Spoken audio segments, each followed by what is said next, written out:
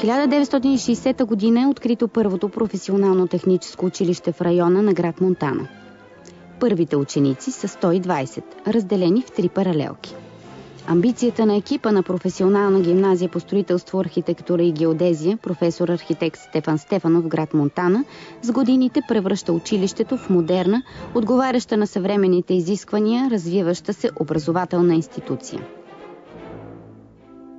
Дори само да участваш в национален кръг на състезания като най-добър млад строител си е отговорна и трудна задача. Но Красимир Иванов се е справил отлично с задачата и заслужено се е наредил сред най-сръчните. Състезанието най-добър млад строител се състоява в 3 етапа – училищен, регионален и национален кръг. В училищния кръг спечелих първо място, което ме класира за регионалния кръг, където се борих срещу 8 училища. Състезанието беше по облицовки с фаянсови плочи. Аз се явих с облицовки по фаянсови плочи в град Габрово срещу 8 училища и спечелих първо място. Ето и грамотата. Състезанието се състоеше в 1 квадратен метър фаянсови плочи 20 на 20 см. Имаше комисия, която оценяваше бързината, качеството и чистотата на работното място. Аз набрах най-голям брой точки, 97 точки от общо 100. Аз се готвех с учителите по практика, които ми даваха много добра подготовка. Готвех се върху гипсокартон. Отрязвахме 1 квадратен метър и залепвах с различни видове плочи. Фаянс, теракот. Готвех се и върху стена. Мигът беше невероятен. Когато казаха Красимир Иванов от професионална гимназия по строителство, архитектура и геодезия град Монтана е спечелил първо място по облицовки и настилки. Почувствах се много горд със себе си, защото аз не представям само себе си, представям учителите, които са ме научили, представям училището. В училището ме посрещнаха с, овации. Те много се радваха за моята победа, защото това беше нашата победа. Тази година пак ще се явя на състезание по облицовки с фаянсови плочи. Тук съм, защото имам познати, които са учили. Брат ми е учил в това училище и той ме осведомил, че учителите тук са много добри. Имам ли желание, ще ме научат на всичко, което можат. И изглежда се ме научили, що съм спечелил. Професията е уникална, защото строителство винаги е имало и винаги ще има. Мечтая да построя. Мостовете много ме влечат, много са хубави. Всички мостове ми харесват, те са всеки един уникален. Моята специалност е строителство и архитектура. Това ми е грамота от министъра на образованието за спечеленото 6-то място на Златни пясъци Варна. Там се явих с също 1 квадратен метър фаянсови плочи на външен ъгъл с лайсна. Защото работя бързо, чисто и по правилата.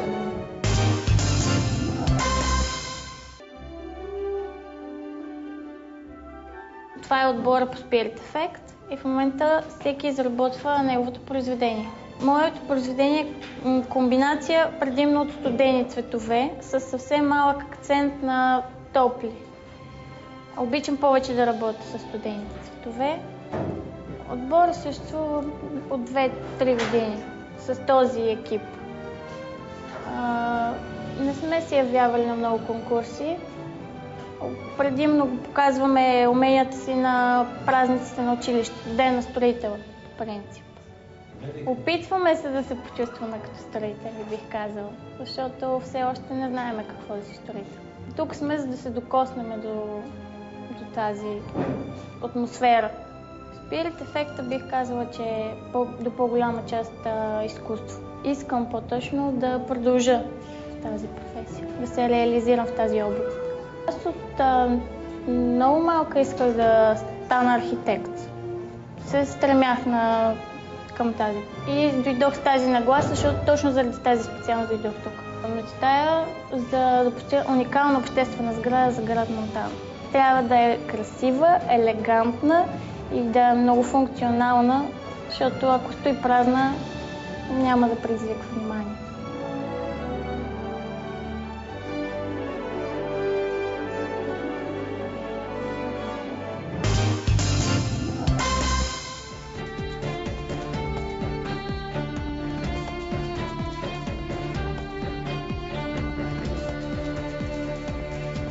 Аз се казвам Стилян Ивайло Бодурски, ученик съм на ПГС АГ Монтана и съм капитан на училищния отбор по волейбол. Занимавам се от 3 години с волейбол. Завоювали сме с училището на републиканско първенство 5-то място. Също така имаме много индивидуални награди. Спечелвали сме награди, 3 награди MVP и 2 награди за най-добър нападател. Тренирам волейбол всеки ден, по 2 пъти дневно, от 4:30 до 7:30 и от 8:30 до 11 часа. Волейбола ме учи да бъда дисциплиниран, също така ми помага много добре да организирам деня си. И също така помага за развитието, за физическото ми развитие. Волейбола не ми пречи на учението, въпреки че тренирам по 2 пъти на ден. Трудно е, но се опитвам да смогвам с всичко. В отбора отношенията са страхотни. Първо, за да има един отбор, трябва да има много добър колектив.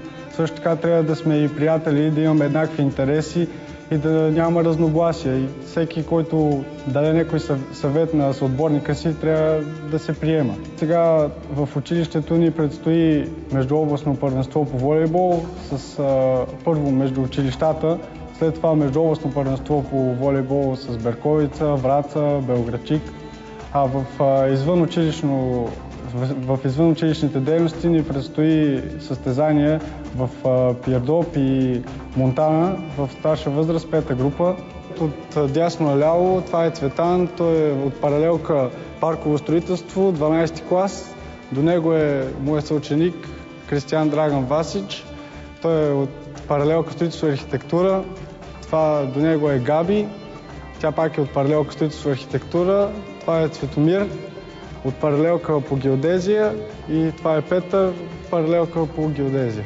Долу момчето се казва Диан, той е от паралелка строителство и архитектура. До него момчето е Боби, който също е от паралелка строителство и архитектура.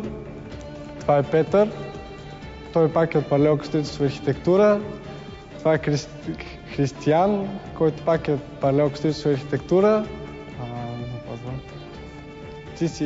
Това е Мартин, който е от системно програмиране паралелка, и това е Огнемир, който е от паралелка строителство и архитектура също. Това е Габриела Ангелова, тя е момичето, което идва да тренира с нас. Има много добри спортни качества и добре се справя към нашата подготовка. Момичетата станаха трети на зона с много силен отбор, но не можаха да продължат на финали, защото конкуренцията беше много добра. Имам общо 5 награди, 2 награди на международен турнир MVP за най-добър състезател на турнира и имам 2 лични награди като най-добър нападател и 1 грамота за най-добър на турнира.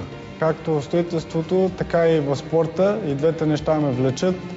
И мисля в бъдеще да продължа и с двете, но първо най-важно е учението, след това е спорта, но ще гледам да отделям време и за двете.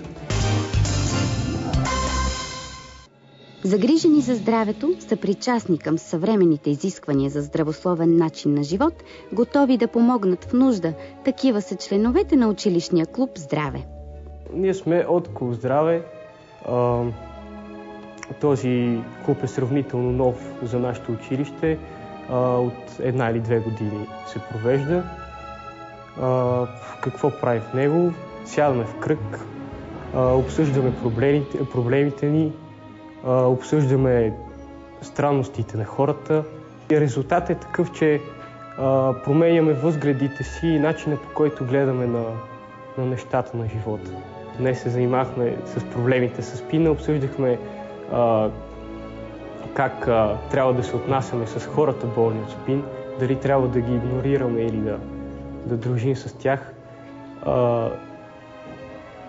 Също така обсъждахме при някакво катастрофално бедствие, ако има хора боледуващи и страдащи от спин и хора с всякакви недъзи, не само с спин, кой от тях трябва да оставим. Разглеждали сме темите за наркотици, също така и за всякакви други зависимости, не само за наркотици. Опитваме се да си изслушваме един в друг и да си помагаме взаимно. Да, този клуб наистина ни сближи. намираме общи теми по коридорите, говорим си, излизаме заедно, забавляваме се и всичко това е заради клуба. Нашият интерес е предизвикан от това, че в този клуб можем да говорим свободно и всички се чувстваме равно. Ние имаме за цел сближаването на хората и да променим начина, по който гледаме на хората с някакви недостатъци. Нашето поколение има проблеми като всички други поколения. Смятам, че и преди нашето поколение е имало глобални проблеми, обаче този клуб помага за решаването на тези проблеми. Професионална гимназия по строителство, архитектура и геодезия, професор архитект Стефан Стефанов, град Монтана, през годините успява да запази духа и авторитета на училището, да продължи да е важна за града образователна институция, един отговорен за страната отрасъл, като строителството.